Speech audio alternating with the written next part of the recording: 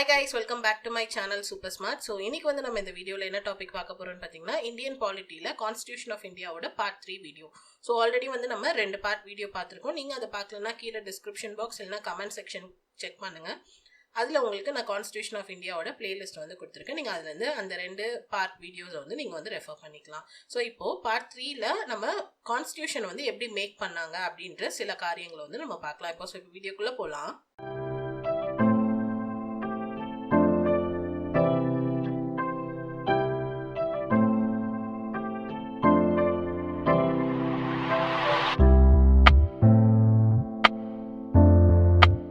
So நம்ம சேனலில் 3 விதமான ஸ்டடி மெட்டீரியல்ஸ் அவைலபிளாக இருக்குது புக் ஃபார்மேட்டில். ஸோ இந்த 3 புக்லேயுமே வந்துட்டு உங்களுக்கு topic wise content, do you know, book back question, அப்புறம் வந்து ப்ரீவியஸ் இயரில் கேட்ட கொஷின் பேப்பர் வந்து சால்வ் பண்ணி உங்களுக்கு இருக்கும். அண்ட் அது மட்டும் இல்லாமல் கொஷின் பேங்க்கும் வந்துட்டு இருக்குது ஜியோகிராஃபிக்கு. ஸோ இது எது நீங்கள் வேணும்னாலும் நீங்கள் என்ன பண்ணிக்கலாம்னா நம்மளோட வெப்சைட்லேருந்து பர்ச்சேஸ் பண்ணிக்கலாம். வெப்சைட் லிங்க் டிஸ்கிரிப்ஷன் பாக்ஸில் உங்களுக்கு இருக்குது. ஸோ நம்ம கான்ஸ்டியூஷனில் பார்ட் 1 வீடியோவில் வந்துட்டு அந்த ஹிஸ்டாரிக்கல் பேக்ரவுண்டில் வந்துட்டு கம்பெனி ரூல் பற்றி பார்த்தோம். பார்ட் 2ல் வந்து கிரான் ரூல் பற்றி வந்து பார்த்தோம். ஸோ இப்போ பார்ட் 3ல நம்ம என்ன பார்க்க போகிறோம்னு பார்த்தீங்கன்னா கான்ஸ்டியூஷன் வந்து எப்படி மேக் பண்ணாங்க அப்படின்னு சொல்லிட்டு பார்க்க போகிறோம். ஸோ கான்ஸ்டியூஷன்னா என்ன, நம்மளுக்கு வந்து அந்த ஆர்டிகல்ஸ், அதாவது நம்மளுக்கு என்னென்ன சட்டங்கள் இருக்குது அப்படின்றத அந்த எல்லாத்தையும் ஃப்ரேம் பண்ணுறது தான், அந்த ப்ராசஸ் தான் எப்படி பண்ணாங்க அப்படின்னு சொல்லி பார்க்க போகிறோம். ஸோ இந்த கான்ஸ்டியூஷனை வந்து ஃப்ரேம் பண்ணது யாருன்னு பார்த்தீங்கன்னா கான்ஸ்டியூவன்ட் அசம்பிளி தான் வந்து ஃப்ரேம் பண்ணுவாங்க.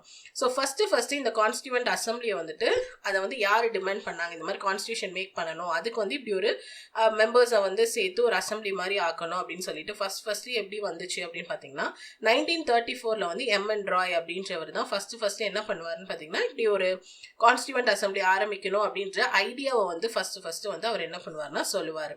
ஸோ அதுக்கப்புறம் பார்த்தீங்கன்னா 1935ல ஃபர்ஸ்ட் டைம் இந்தியன் நேஷனல் காங்கிரஸ் வந்து என்ன பண்ணுவாங்கன்னா கான்ஸ்டியூஷன் அசம்பிளி வந்து வேணும் அப்படின்னு சொல்லிட்டு என்ன பண்ணுவாங்க, டிமாண்ட் வந்து பண்ணுவாங்க. ஸோ அதுக்கப்புறம் 1938ல வந்து ஐஎன்எஸ் சார்பா, அதாவது இந்தியன் நேஷனல் காங்கிரஸ் சார்பா ஜவஹர்லால் நேரு என்ன சொல்லுவாங்கன்னா இந்தியாவோட கான்ஸ்டியூஷன் ஃப்ரேம் பண்ற அந்த கான்ஸ்டியூவன்ட் அசம்பிளியில வந்து எந்த விதமான அவுட் சைட் இன்டர்ஃபரன்ஸ் வந்து இருக்கக்கூடாது அப்படின்னு சொல்லிட்டு அவர் வந்து என்ன பண்ணுவாருன்னா 1938ல வந்து சொல்லுவாரு.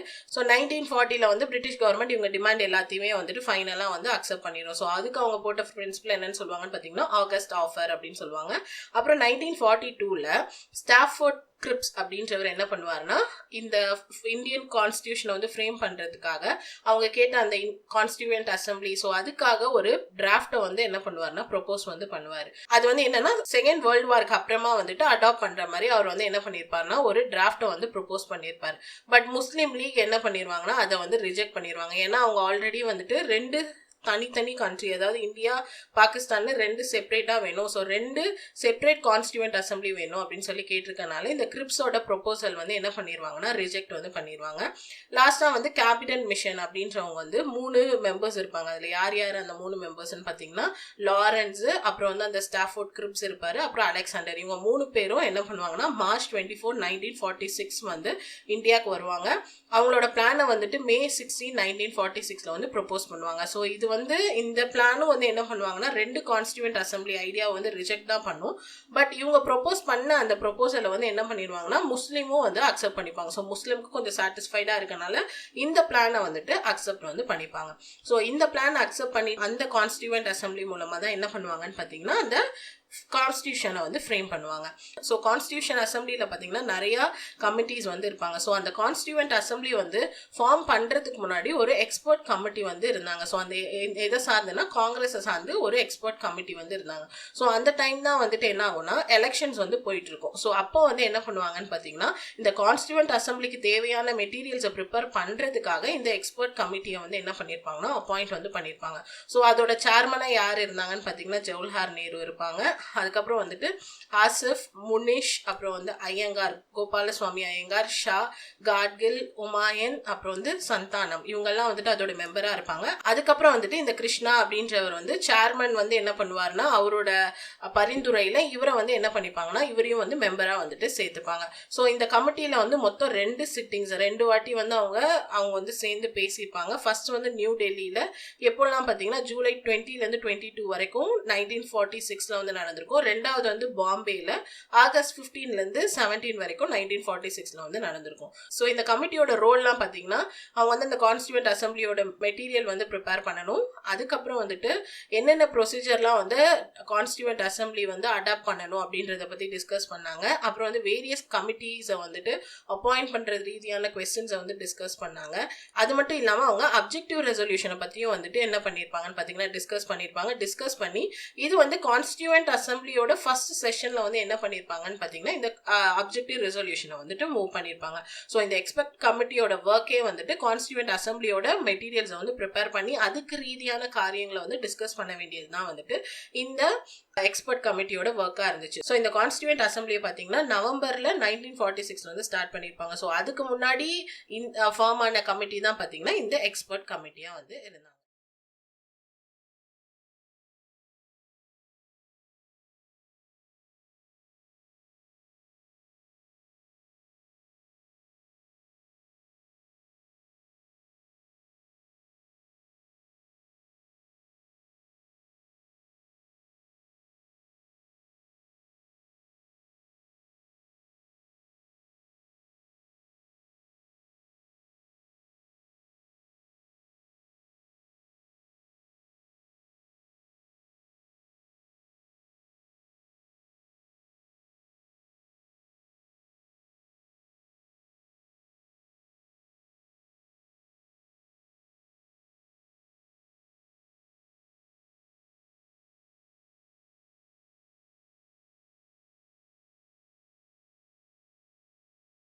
எக்ஸ்பர்ட் கமிட்டியா வந்து இருந்தாங்க. ஸோ நெக்ஸ்ட் வந்து கான்ஸ்டியூவன்ட் அசம்பிளி. ஸோ இந்த கான்ஸ்டியூவன்ட் அசம்பிளி பற்றி அவங்க ஒர்க் எப்படி இருந்துச்சு, என்னென்ன கமிட்டி இருந்துச்சு அப்படின்னு சொல்லிட்டு நம்ம எல்லாமே வந்து பார்க்க போகிறோம். ஸோ இந்த கான்ஸ்டியூவன்ட் அசம்பிளி வந்து எப்போ வந்து ஸ்டார்ட் பண்ணாங்கன்னு பார்த்தீங்கன்னா நவம்பர் 1946ல யாரோட பிளானை வந்து பேஸ் பண்ணி இருந்துச்சுன்னு பார்த்தீங்கன்னா இந்த cabinet mission plan. So cabinet mission plan அந்த கேபினட் மிஷன் 3 பேர் வந்து ஒரு ப்ரொபோசல் வந்து கொடுத்தாங்களே. ஸோ அதை பேஸ் பண்ணி தான் இந்த கான்ஸ்டியூவன்ட் அசம்பிளியை வந்து என்ன பண்ணாங்கன்னா ஸ்டார்ட் வந்து பண்ணாங்க. ஸோ ஃபர்ஸ்ட் ஸ்டார்ட் பண்ணும்போது இதில் எத்தனை மெம்பர் இருந்தாங்கன்னு பார்த்தீங்கன்னா 389 மெம்பர்ஸ் வந்து இருப்பாங்க. அதுல வந்து 296 மெம்பர்ஸ் வந்து பிரிட்டிஷ் இந்தியன்ஸா இருந்தாங்க. 93 வந்து பிரின்ஸ்லி ஸ்டேட், அதாவது இந்த கிங்ஸ் எல்லாம் வந்து ரூல் பண்ண இடமா வந்துட்டு இருந்துச்சு. அப்புறம் இந்த 296லயும் வந்து 292 வந்து 11 கவர்னர் ப்ரொவின்சஸ்ல இருந்து இருந்த மெம்பர்ஸ், 4 வந்து சீஃப் கமிஷனர் ப்ரொவின்சஸ்ல இருந்து இருந்த மெம்பர்ஸ். ஸோ ஃபர்ஸ்ட் இருந்தது 389, அதில் 296 வந்து பிரிட்டிஷ் இந்தியன்ஸ், 93 வந்து பிரின்ஸ்லி ஸ்டேட், 296லயும் 292 வந்து கவர்னர் ப்ரொவின்சஸ்ல இருந்து, 4 வந்து என்ன பண்ணியிருப்பாங்கன்னு பார்த்தீங்கன்னா சீஃப் கமிஷனர் ப்ரொவின்சஸ்ல இருந்து வந்திருப்பாங்க. ஸோ இந்த 11 கவர்னர் ப்ரொவின்சஸ் என்னென்ன அப்படின்னு சொல்லி பார்த்தீங்கன்னா Madras, Bombay, UP, Bihar, central provinces, Orissa, Punjab, அப்புறம் வந்து NWFD, சித்து, பெங்கால், அசாம். அந்த 4 சீஃப் கமிஷனர் ப்ரொவின்சஸ் வந்து டெல்லி, ஹாஜ்மர், கோர்கு, அப்புறம் வந்துட்டு பிரிட்டிஷ் பால்ஷிதான், இவங்கெல்லாம் வந்துட்டு 4 சீஃப் கமிஷனர்ஸா இருந்தாங்க. இந்த ப்ராவின்சஸ் வந்து ஒரு ஏரியால இருந்து ஒருத்தர் வந்து சேர்ந்து 4 பேர் வந்து இருந்தாங்க. ஸோ டோட்டல் மெம்பர் வந்து 389.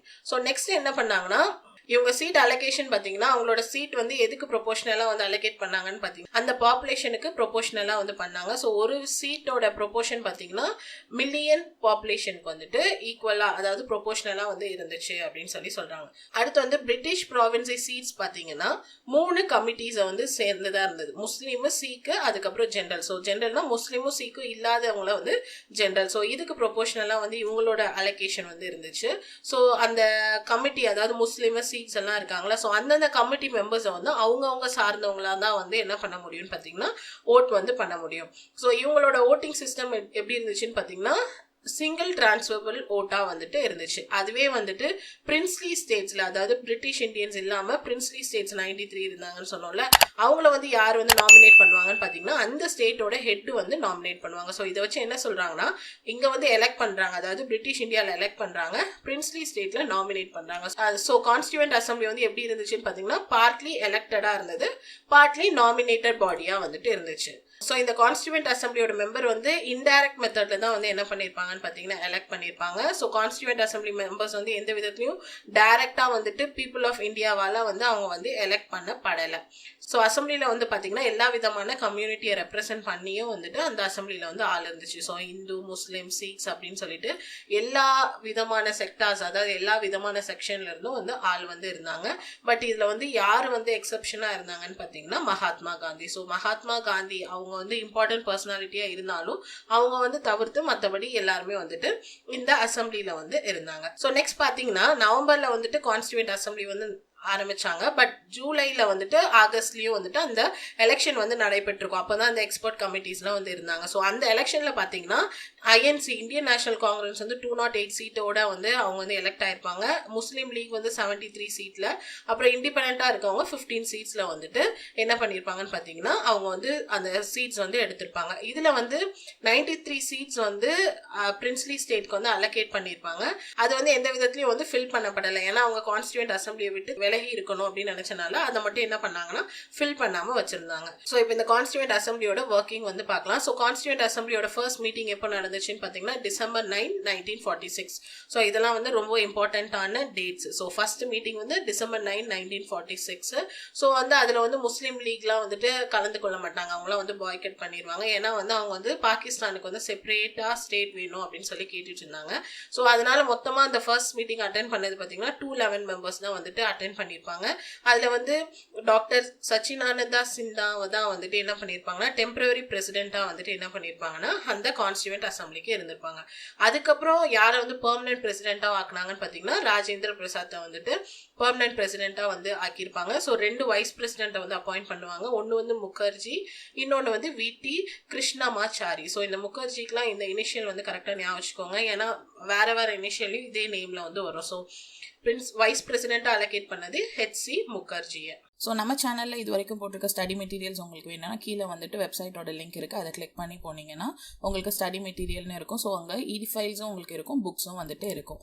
ஸோ இ ஃபைல்ஸை கிளிக் பண்ணி நீங்கள் உள்ளே போனீங்கன்னா உங்களுக்கு டாபிக் வைஸ் வந்துட்டு உங்களுக்கு இருக்கும். ஆல்ரெடி நம்ம வீடியோஸ் முடிச்சதுக்குலாம் வந்துட்டு எல்லா டாப்பிக்கும் சேர்ந்த மாதிரி சிங்கிள் ஃபைல்ஸாகவும் வந்துட்டு உங்களுக்கு இருக்கும். அண்ட் புக்ஸ் காலமில் நீங்கள் உள்ளே போனீங்கன்னா இது வரைக்கும் நம்ம லான்ச் பண்ணியிருக்க சேனலில் லான்ச் பண்ணியிருக்க புக்ஸ் வந்து இருக்கும். ஸோ 3 புக்ஸ் வந்து லான்ச் பண்ணியிருக்கோம், அதோட டீட்டெயில்ஸ் வந்து உங்களுக்கு இருக்கும். ஸோ அடுத்து என்ன ஆகும்னு பார்த்தீங்கன்னா டிசம்பர் 13 வந்து ஒரு மீட்டிங் நடைபெறும். அதில் வந்து அப்ஜெக்டிவ் ரெசல்யூஷன் வந்து மூவ் பண்ணுவாங்க. ஸோ இந்த அப்ஜெக்டிவ் ரெசல்யூஷன் அப்படின்றது என்னன்னு பார்த்தீங்கன்னா அதுதான் வந்துட்டு நம்ம கான்ஸ்டியூஷனலோட ஸ்ட்ரக்சரோட ஃபண்டமெண்டல்ஸையும் ஃபிலாசபி, அதாவது கான்ஸ்டியூஷன் எப்படி இருக்கணும், அதோட ஃபண்டமெண்டல்ஸ்லாம் என்ன அப்படின்றது எல்லாமே வந்துட்டு அதுல இருந்து அந்த அப்ஜெக்டிவ் ரெசல்யூஷன்ல தான் வந்து இருந்துச்சு. ஸோ அதை வந்துட்டு ஜவஹர்லால் நேரு வந்துட்டு அந்த டிசம்பர் 13, 1946 நடந்த மீட்டிங்ல வந்துட்டு அவங்க என்ன பண்ணுவாங்கன்னா அதை வந்துட்டு மூவ் பண்ணுவாங்க. ஸோ அதுக்கப்புறம் அதை அடாப்ட் பண்ணது எப்போன்னு பார்த்தீங்கன்னா 22 ஜனவரி தான் அடாப்ட் பண்ணுவாங்க. ஸோ இந்த அப்ஜெக்டிவ் ரெசல்யூஷனோட மாடிஃபைடு வெர்ஷன் தான் எது அப்படின்னு சொல்றாங்கன்னு பார்த்தீங்கன்னா ப்ரீஆம்பிள். ஸோ ப்ரீஆம்பிள் பத்தி நம்ம தனியாவே படிப்போம். ஸோ அப்ஜெக்டிவ் ரெசல்யூஷனோட மாடிஃபைடு வெர்ஷன் தான் ப்ரீஆம்பிள். ஸோ இந்த அப்ஜெக்டிவ் ரெசல்யூஷன் என்ன ப்ரொக்ளைம் பண்ணுதுன்னு பார்த்தீங்கன்னா இந்தியா வந்து ஒரு இண்டிபெண்டன்டான சோவஜனான ரிப்பப்ளிக்கான ஸ்டேட்டா வந்துட்டு இந்தியா வந்து இருக்கு அப்படின்னு சொல்லிட்டு அப்ஜெக்டிவ் ரெசல்யூஷன் வந்து சொல்லியிருப்பாங்க. ஸோ அது மட்டும் இல்லாம இந்த கவர்னன்ஸ், அதாவது கவர்ன் பண்றவங்க ஆட்சி புரியறதுனால அதெல்லாம் வந்து எப்படி இருக்கணும் அப்படின்னு சொல்லியிருக்காங்கன்னு பார்த்தீங்கன்னா இந்தியா வந்து எல்லாத்தோட யூனியனா இருக்கணும். அதாவது எல்லா ஸ்டேட்ஸ், டெரிட்டரிஸ் எல்லாத்தோட யூனியனா தான் வந்துட்டு இந்தியா. ஸோ எல்லா ஸ்டேட்ஸும் சேர்ந்தது தான் வந்துட்டு India. So India shall be union of all the territories and state அப்படின்னு சொல்றாங்க. ஸ்டேட்டுக்கு வந்து அட்டானமஸ் ஸ்டேட்டஸ் வந்து இருக்கு. அதாவது ஒரு ஸ்டேட்ல அவங்களுக்குன்னு சில பவர்ஸ் இருக்கு, அவங்களுக்குன்னு சில டியூட்டிஸ்லாம் வந்துட்டு இருக்கு. பட் அவங்களுக்கு என்ன பவர்ஸ் அண்ட் டியூட்டிஸ் வந்து இல்லைன்னு பார்த்தீங்கன்னா யூனியனுக்கு இருக்கிற பவர் அண்ட் ஃபங்க்ஷன்ஸ் வந்து அவங்களுக்கு வந்து இருக்காது. அதர் தென் தட் அவங்க ஸ்டேட் அட்மினிஸ்ட்ரேட் பண்றது, ஸ்டேட்ல வந்து சில ஃபங்க்ஷன்ஸ் கொண்டு வரது, இது எல்லாத்துக்குமே வந்துட்டு ஸ்டேட்டோட கவர்மெண்ட்டுக்கு வந்துட்டு உரிமை வந்து இருக்கு. ஸோ நெக்ஸ்ட் வந்து பவர் அண்ட் அத்தாரிட்டி, அப்படி அப்புறம் கான்ஸ்டியூவன்ட் பார்ட்ஸ் அண்ட் ஆர்கன்ஸ்லாம் இதுல இருந்து டிரைவ் பண்ணிருக்காங்கன்னு பார்த்தீங்கன்னா பீப்புள். ஸோ பீப்புள் கிட்ட இருந்தா கான்ஸ்டியூவன்ட்டோட பார்ட் எது, ஆர்கன் எது, அதுல பவர் என்ன, அத்தாரிட்டி என்ன எல்லாமே வந்து சொல்லியிருக்காங்க. ஸோ அப்ஜெக்டிவ் ரெசல்யூஷன் அடுத்து என்ன கேரண்டி பண்ணுதுன்னு பார்த்தீங்கன்னா பீப்புளோட செக்யூரிட்டி. ஸோ ஜஸ்டிஸ், எல்லாருக்குமே வந்து ஈக்குவாலிட்டி, அப்புறம் வந்துட்டு தாட்ஸ்ல, எக்ஸ்பிரஷன்ல, பிலீஃப்ல, ஃபெய்த் எல்லாத்துலயுமே வந்துட்டு என்ன இருக்குன்னு சொல்றாங்கன்னா ஃப்ரீடம் வந்து இருக்கு அப்படின்றதுலாம் இந்த அப்ஜெக்டிவ் ரெசல்யூஷன்ல வந்து இருக்கு. அண்ட் அது மட்டும் இல்லாம மைனாரிட்டிஸோட சேஃப்கார்ட். ஸோ மைனாரிட்டிஸ் அதாவது ட்ரைபல் பீப்புள்ஸ், அப்புறம் வந்து ஷெட்யூல் காஸ்ட் பீப்புள்ஸ், இவங்க எல்லாத்துக்குமே வந்துட்டு அவங்களுக்கு என்னென்ன தேவைகளோ அதுக்கான எல்லாமே வந்துட்டு பண்ணணும் அப்படின்னு சொல்லிட்டு இந்த அப்ஜெக்டிவ் ரெசல்யூஷன்ல வந்து சொல்லியிருக்கு. அது மட்டும் இல்லாம டெரிட்டரிஸ்ல வந்துட்டு இன்டெகிரிட்டி வந்து மெயின்டைன் பண்றது குறித்தும் வந்துட்டு அதுல சொல்லியிருக்கு. ஸோ நம்மளோட வேர்ல்ட்ல பார்க்கும்போது நிறைய ஏன்ஷியன் லேண்ட்லாம் வந்துட்டு இருக்கு. ஸோ இதெல்லாம் வந்து என்ன கான்ட்ரிபியூட் பண்ணுதுன்னு பார்த்தீங்கன்னா வேர்ல்ட்ல வந்துட்டு பீஸ் வந்து ப்ரொமோட் பண்ணணும். அது மட்டும் இல்லாமல் மேன்கைண்டோட வெல்ஃபேர்னஸை வந்துட்டு என்ன பண்ணணும்னா ஃபுல்ஃபில் பண்ணணும் அப்படின்றதெல்லாம் வந்துட்டு இந்த அப்ஜெக்டிவ் ரெசல்யூஷன் வந்து சொல்லியிருக்காங்க. ஸோ அப்ஜெக்டிவ் ரெசல்யூஷனை பொறுத்தவரையும் இந்தியா வந்து ஒரு இண்டிபெண்டன்டான சோவர்ஜனான ரிப்பப்ளிக்னு சொல்லியிருக்காங்க. இது வந்து டெரிட்டரி ஸ்டேட்ஸோட யூனியன் சொல்லியிருக்காங்க. ஸோ ஸ்டேட்ஸ்க்கு வந்து தனித்துவமான பவர் அண்ட் அட்மினிஸ்ட்ரேஷன் வந்து இருக்கு அப்படின்னு வந்து சொல்லியிருக்காங்க. அடுத்து வந்து எல்லா விதமான பவர் அத்தாரிட்டி எல்லாமே வந்துட்டு பீப்புள் கிட்ட டிரைவ் பண்ணியிருக்கதா சொல்றாங்க. அப்புறம் வந்து பீப்புளுக்கு வந்து செக்யூரிட்டி வந்து கேரண்ட் பண்றாங்க. ஸோ ஈக்குவாலிட்டி அப்புறம் வந்துட்டு ஃப்ரீடம் ஜஸ்டிஸ் எல்லாமே வந்து பீப்புள்ஸ்க்கு வந்து கேரண்டி பண்றாங்க. அதுக்கப்புறம் வந்துட்டு ஷெட்யூல் காஸ்ட் இவங்க எல்லாத்துக்குமே வந்துட்டு அந்த சேஃப்கார்டு அவங்களுக்கு தேவையான காரியங்கள் செய்யணும் அப்படின்றது. அப்புறம் வந்து இன்டெகிரிட்டியை மெயின்டைன் பண்ணணும் அப்படின்னு சொல்றாங்க.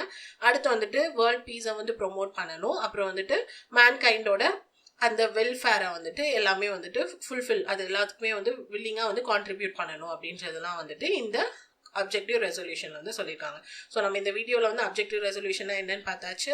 அப்புறம் வந்துட்டு கான்ஸ்டியூவன்ட் அசம்பிளி வந்து எப்படி டிமாண்ட் பண்ணாங்க, அதுக்கு முன்னாடி அந்த இருந்த எக்ஸ்பர்ட் கமிட்டி, அப்புறம் எலெக்ஷன் நடந்துச்சு, அதுக்கப்புறம் கான்ஸ்டியூவன்ட் அசம்பிளியில் எத்தனை மெம்பர்ஸ் இருந்தாங்க, எல்லா டீட்டெயில்ஸும் வந்துட்டு நம்ம இந்த வீடியோவில் வந்து பார்த்துருக்கோம். ஸோ நெக்ஸ்ட் வந்து நம்ம வந்து இந்தியன் இண்டிபெண்டன்ஸ் ஆக்ட் வந்து 1947 வந்து கொண்டு வந்தாங்க. ஸோ 1946 வரைக்கும் என்ன நடந்துச்சுன்னு பார்த்தோம். ஸோ 1947 இண்டிபெண்டன்ட்டுக்கு அப்புறம் எப்படி என்னென்ன நடந்துச்சு, என்னென்ன சேஞ்சஸ் வந்து கான்ஸ்டியூவன்ட் அசம்பிளியில் வந்துச்சு. ஸோ லாஸ்ட்டாக அவங்க வந்து எப்போ வந்துட்டு நம்மளோட கான்ஸ்டியூஷன் வந்து பாஸ் பண்ணாங்க, ஸோ இதுல இருந்து என்னென்ன கமிட்டிஸ்லாம் இருந்தது அப்படின்றத வந்து நம்ம பார்ட் 4 வீடியோல வந்து பார்க்கலாம். ஸோ இதுக்கு முன்னாடி இருக்க பார்ட் நீங்க பார்க்கலன்னா மறக்காம வந்து கீழே டிஸ்கிரிப்ஷன் பாக்ஸ் இல்லைனா கமெண்ட் செக்ஷனை செக் பண்ணுங்க. ஸோ இந்த வீடியோ உங்களுக்கு கிளியரா புரிஞ்சிருக்கும்னு நினைக்கிறேன். இந்த வீடியோ உங்களுக்கு பிடிச்சிருந்தா லைக் பண்ணுங்க, ஷேர் பண்ணுங்க, மறக்காம நம்ம சேனலை சப்ஸ்கிரைப் பண்ணுங்க. தேங்க்யூ.